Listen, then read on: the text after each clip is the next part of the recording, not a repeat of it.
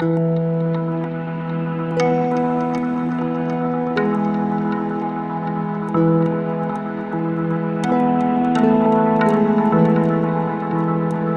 there, this is Mike, and you're listening to Feeling Twisty. I'm really glad you're here. This podcast has provided a lot of opportunities for me to talk with people about their wishes, fulfilling their wishes. And regardless of the desire, living in the end comes up just about every conversation. Living in the end, as Neville calls it, thinking from the end. Living in the new state of consciousness is what that is.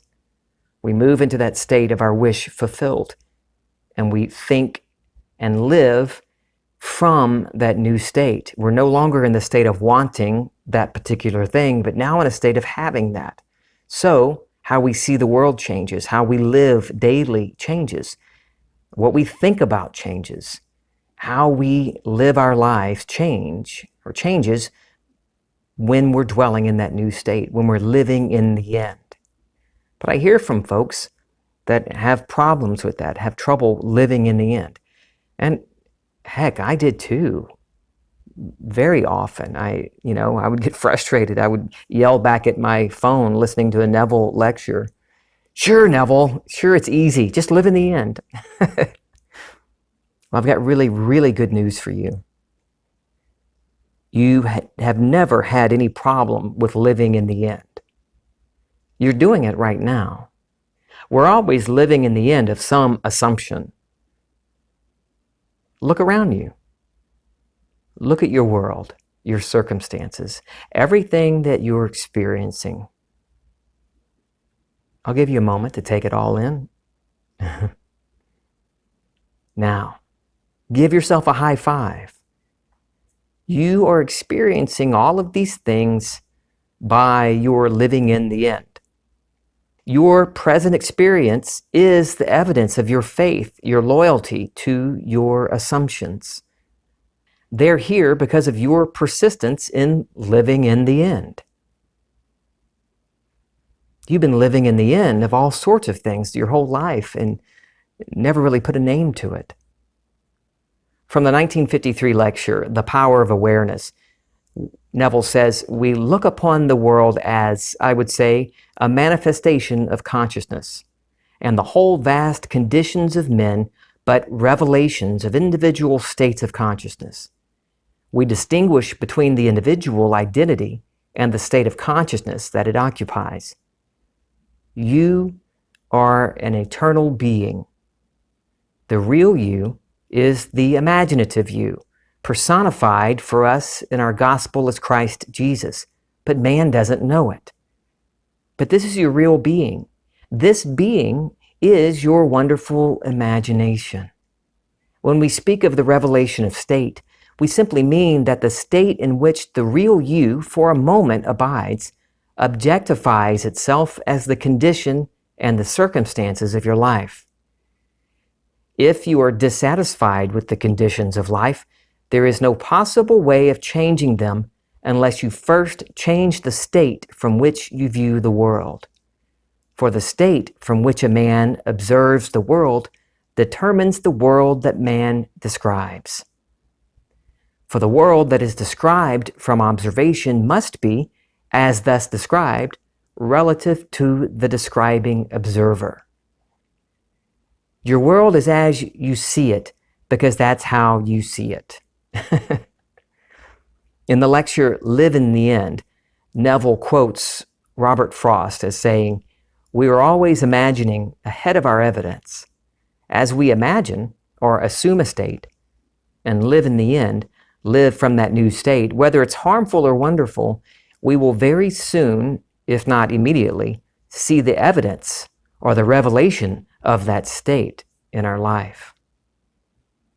If you would just decide to start paying attention to the link between your circumstances and your assumptions, you'll begin to see how the outside world is only a reflection of your inner activity and not the other way around.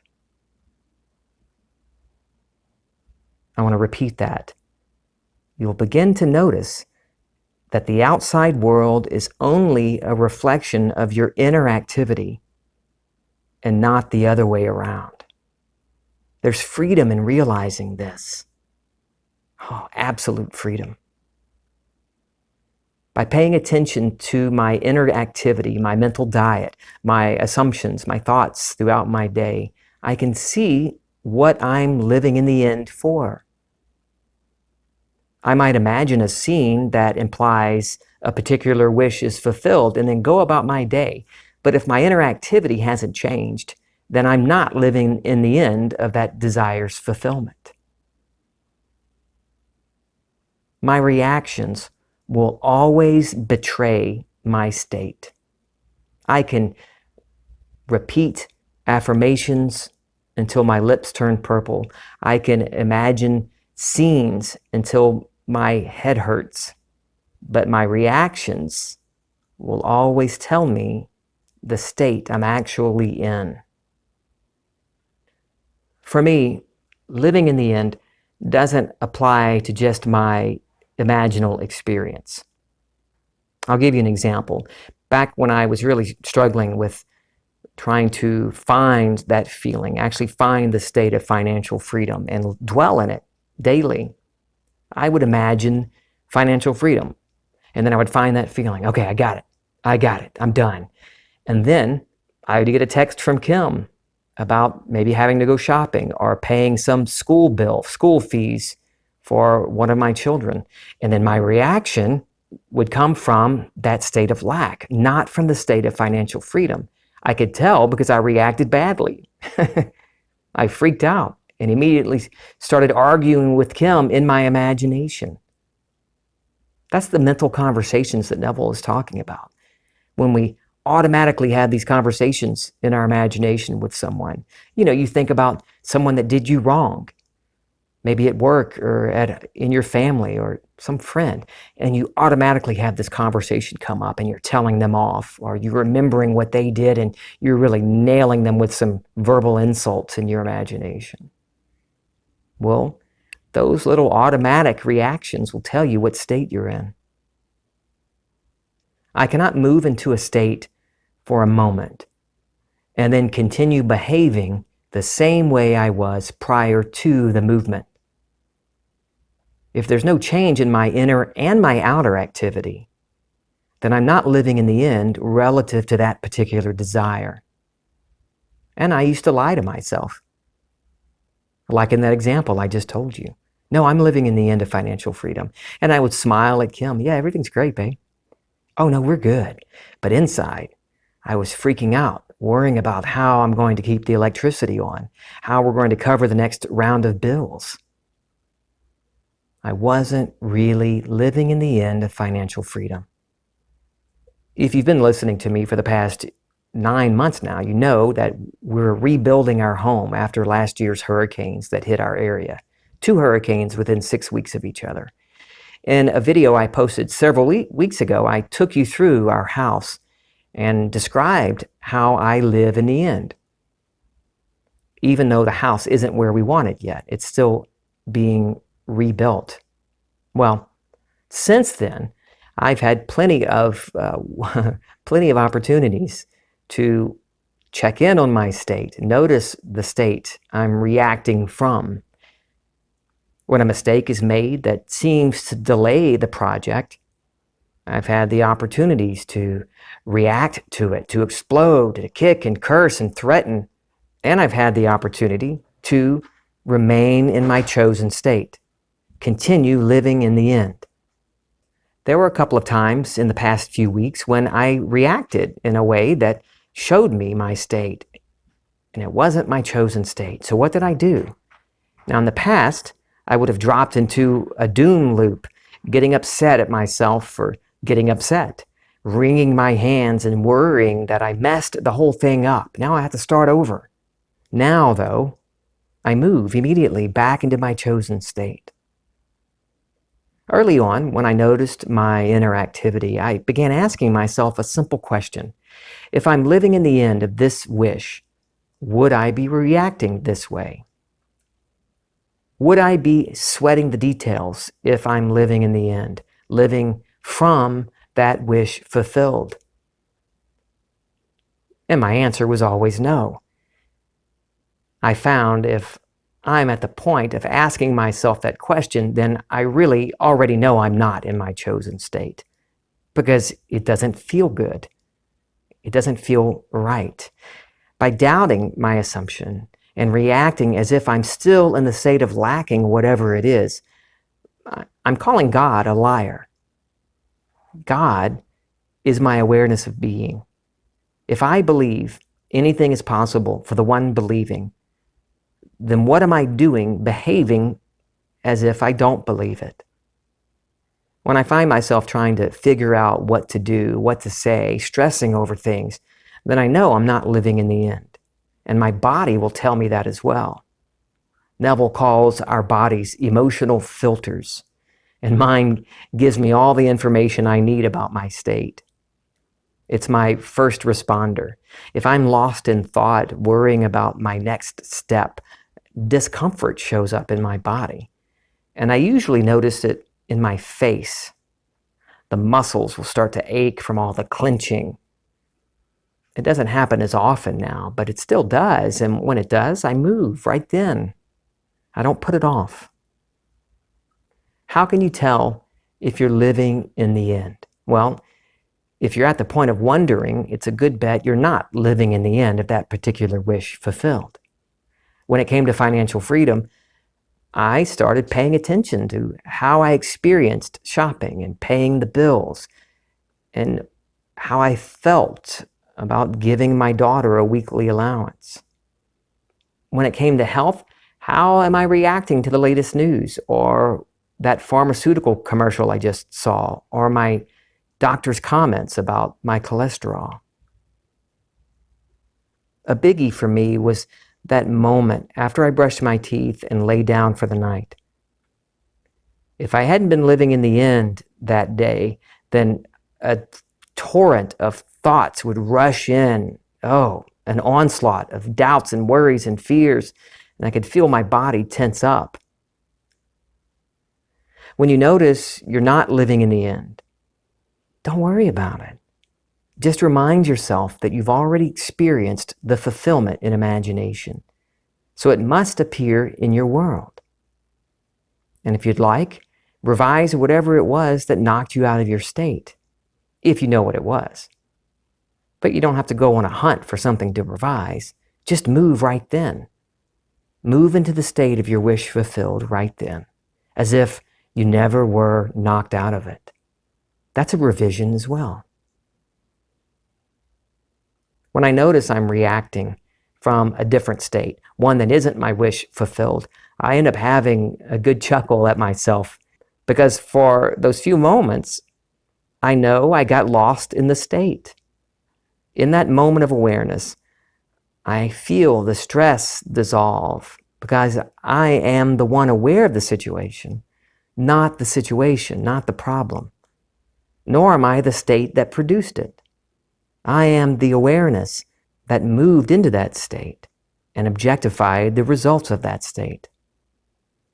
That moment of noticing is all I need to get back into my chosen state.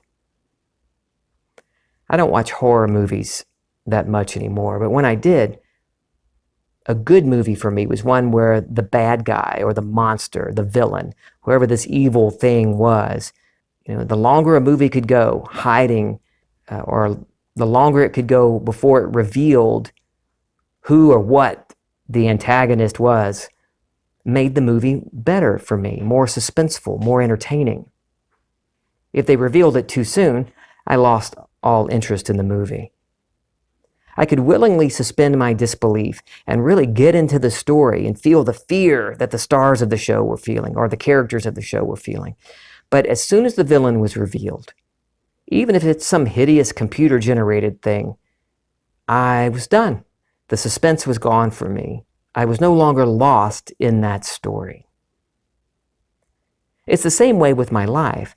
If I am so lost in my state, consumed by the facts and worrying about all the ways tomorrow will be even worse, then I'm stuck. I'm stuck in the story. But when I take a moment to notice, to ask myself, am I this problem? Am I? Or am I the one imagining it? Am I the one aware of it? Is this really a problem? Is it? It's like the big reveal in the film. It's just a story I was believing. Another story I bought into, temporarily. And in that moment, I feel all the tension and all the fear and worry run right out of me. No need to worry about the details of the story or even the climax of it.